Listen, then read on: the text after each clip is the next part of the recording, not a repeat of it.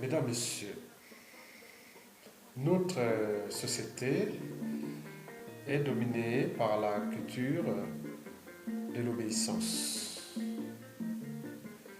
Dès la petite enfance, le Congolais est formaté pour obéir.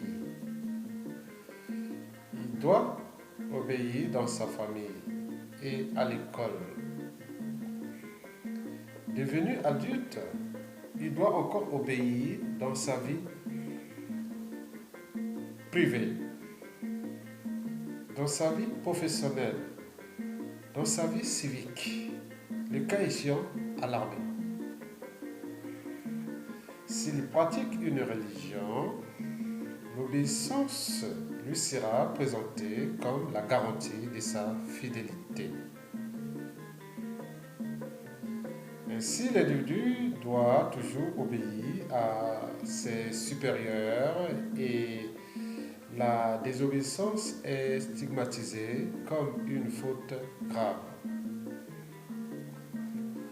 Comme telle, elle appelle une sanction sous la forme d'une punition. Mesdames, Messieurs, il nous est souvent demandé d'obéir à des lois. Quand dans notre fort intérieur, nous considérons injuste.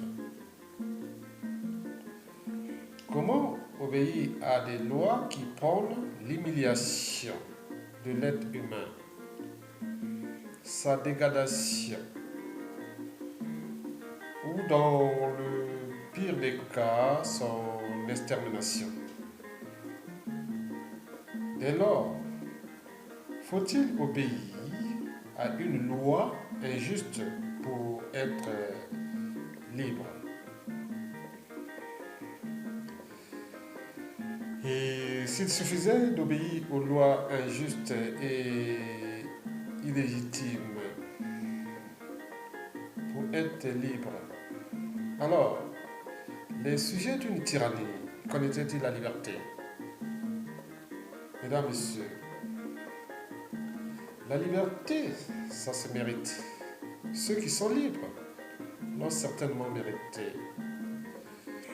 Il faut alors la mettre en pratique et avancer. Si tu es libre et n'es même pas en pratique ta liberté acquise, cela signifie qu'à l'intérieur de ton être, tu ne seras jamais libre. Quelqu'un de libre adore mettre sa liberté en action. Sinon, à quoi ça sert d'être libre?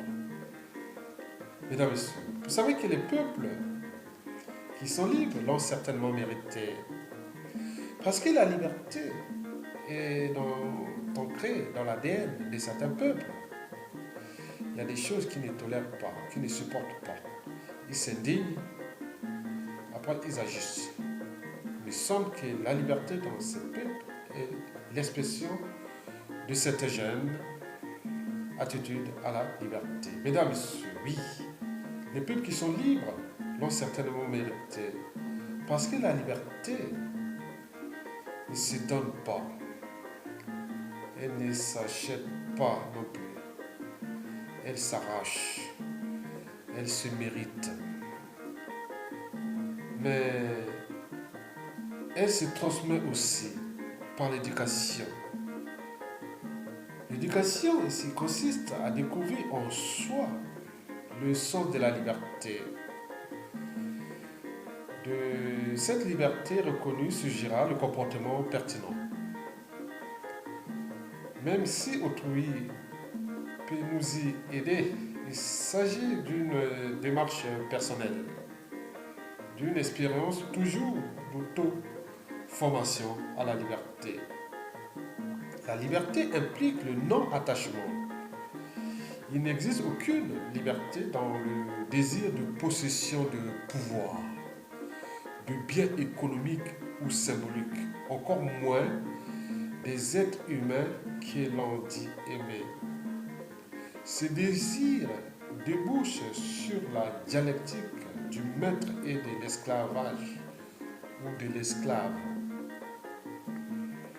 Traduit aujourd'hui dans celle du dictateur et de ses sujets, c'est-à-dire le peuple congolais. Est libre le sujet qui ressent en son fort intérieur que la vérité du monde est l'expression de l'intelligence. Non de l'intelligence comme simple expression de la raison, mais comme une perception directe de la réalité. Le sujet dans son développement personnel accompli peut-être vraiment ce processus éducatif qui le conduit à poser la question de la vérité. Mesdames, Messieurs, je vous remercie.